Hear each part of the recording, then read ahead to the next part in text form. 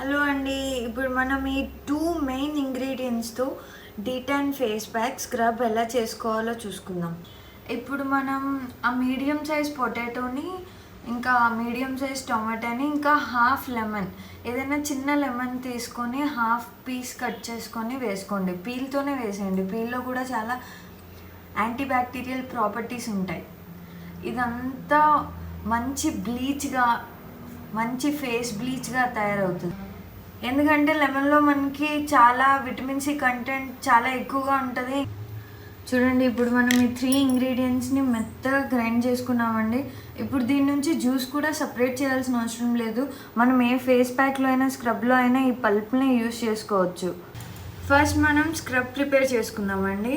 Scrub కోసం half table spoon sugar, ఇంకా బేసన్ షాప్లో కొనేది కాదండి, ఇది మనం చేసుకునేది. ఇందులోకి 1 టేబుల్ స్పూన్ పల్ప్. ఈ స్క్రబ్ని మనం సర్క్యులర్ మోషన్లో బాగా స్క్రబ్ చేసుకోవాలండి. చూడండి, ఫేస్ని బాగా స్క్రబ్ చేసుకున్నాక ఒక 10 మినిట్స్ తర్వాత వాష్ చేసుకున్నాక ఫేస్ అనేది మీకే చాలా డిఫరెన్స్ కనిపిస్తుంది. ఫస్ట్ స్టెప్కే చాలా క్లియర్గా ఇంకా ఫ్రెష్గా అనిపిస్తుంది. ఇప్పుడు మనకి స్క్రబ్బింగ్ అయిపోయింది కదండి. ఇప్పుడు మనం మసాజ్ చేసుకుందాం. మసాజింగ్ కోసం 1 టేబుల్ స్పూన్ హనీ అండ్ మన పల్ప్. మన ఫేస్ మసాజింగ్ అయిపోయిన తర్వాత ఇప్పుడు మన లాస్ట్ స్టెప్ అండి, మన ఫేస్ ప్యాక్.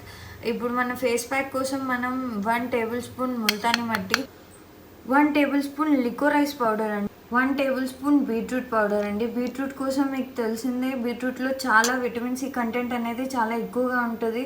మనం ఏమైనా ఇలాగా డీటాన్ ఫేస్ ప్యాక్స్ ఇలా ఏమైనా తయారు చేసుకునేటప్పుడు మనం విటమిన్ సి కంటెంట్ ఎక్కువ ఉండే ప్రొడక్ట్స్ని తీసుకోవాలండి.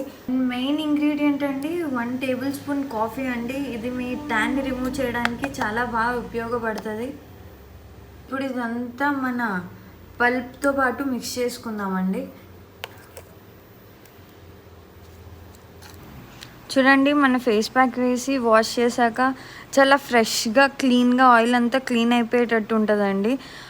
ట్యాన్ కూడా పోతుందండి. మీకు ఫస్ట్కి ఇంకా లాస్ట్ స్టెప్కి చాలా డిఫరెన్స్ కూడా తెలుస్తుందండి. Must try.